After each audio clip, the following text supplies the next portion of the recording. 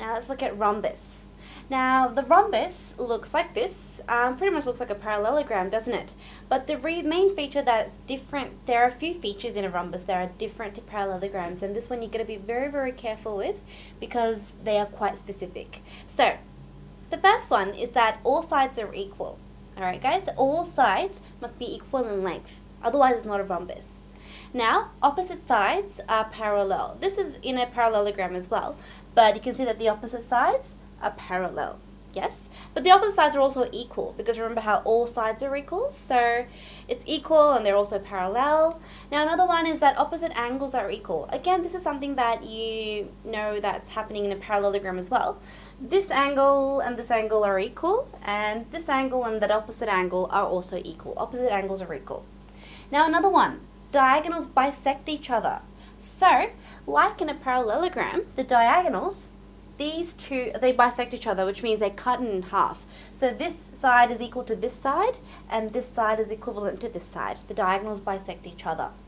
Now, diagonals bisect the angle. So, you can see that this diagonal, they actually bisect this angle. So this angle is equivalent to this angle. So these two angles are equal. Same with these two angles are equal, these two angles are equal, and these two angles are equal. This is something that does not apply to a parallelogram. So that's why it's specific in a rhombus. Diagonals bisect the angles. Now, another one is that diagonals intersect at right angles. So see how the diagonals here? These angles are all right angles. Alright guys, diagonals intersect and they also bisect at right angles. Alright guys, so this is something that does not apply to a parallelogram. So you're going to be very, very careful of what the difference is. Because a lot of people just think that a rhombus is just pretty much the same as a parallelogram, but it's definitely not, because you can see so many features that are very different, isn't it? So remember those for me. There are quite a few, so rhombus is one of the most complicated ones, but try to remember them, and when we do the questions you'll get to get familiar with them really quickly. So let's start with question 1. I've got that rhombus here again. We want to start by saying the number of axes of symmetry. Axis of symmetry is, remember, when we cut it in half, it's symmetrical. It's like a mirror reflection, so it must be identical on both sides. Now this one, it has 2 axes of symmetry. The reason why?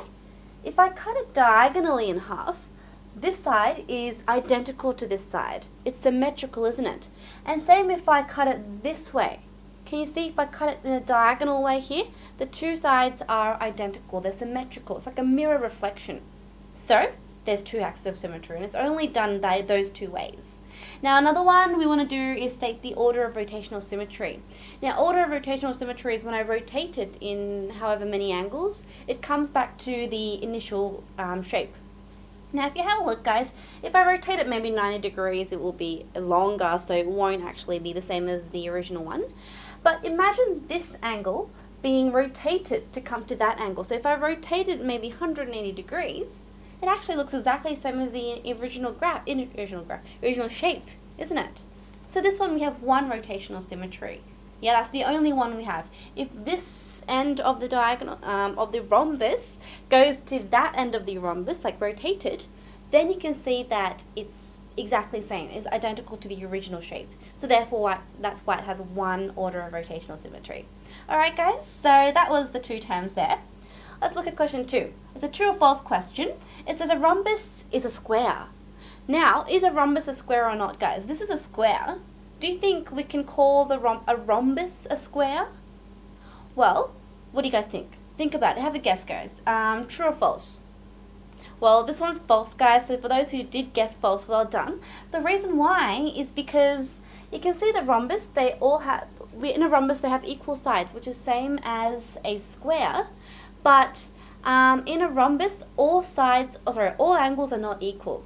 Opposite angles are equal, but it must be different to those 2 opposite angles, must be different to the other 2 opposite angles. But in a square, specifically, all angles must be 90 degrees and they must all be equal. They're all 90 degrees, aren't they? So a rhombus cannot be a square because it doesn't satisfy the fact that all angles are equal. Alright guys, do you see that? Now watch the next question. The next question is again a true or false question. It's asking us whether a square is a rhombus. Now, is not, the previous question asked whether a rhombus can be a square, and we said no. But if we think of it in an opposite direction, can a square be a rhombus? This one, yes, a square can be a rhombus. All four sides are same, opposite angles are equal, and the diagonals are equal in length as well. They bisect each other at 90 degrees. It satisfies every property of being a rhombus.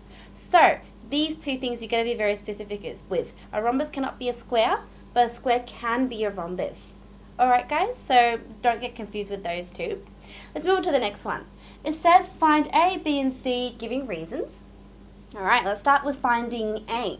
Now, I want you guys to tell me what A is straight away without having to do any calculations. What do you guys think A is? For those who did guess 90 degrees, I'm very, very happy. 90 degrees is A. The reason why is because diagonals intersect at right angles. This is a key property of a rhombus. The diagonals of a rhombus, they intersect at 90 degrees. So not just A, all of these angles equal to 90 degrees. Now B, to find B, I'm going to use angle sum of a triangle. You can see that B is within this triangle, and I know that this is also 90 degrees, right? So I can say that B plus 90 plus 40 is equal to 180 degrees because of angle sum of a triangle. So 90 plus 40 is 130, so I'm just simplifying a little bit. And let's move the 130 over to the other side, so it's 180 minus 130, which gives us 50 degrees. So that's B. We found B using the angle sum of a triangle. Now we're going to find C. This is C, guys. And again, I want everyone to just tell me what C is just by looking at the diagram without having to do any calculations. What is it, guys? What's C? C is 40 degrees. And the reason is because diagonals bisect the angles. So these two angles must be same. And similarly, these two angles must be same, these two angles must be same, these two angles must be same. Diagonals of a rhombus bisect the angles.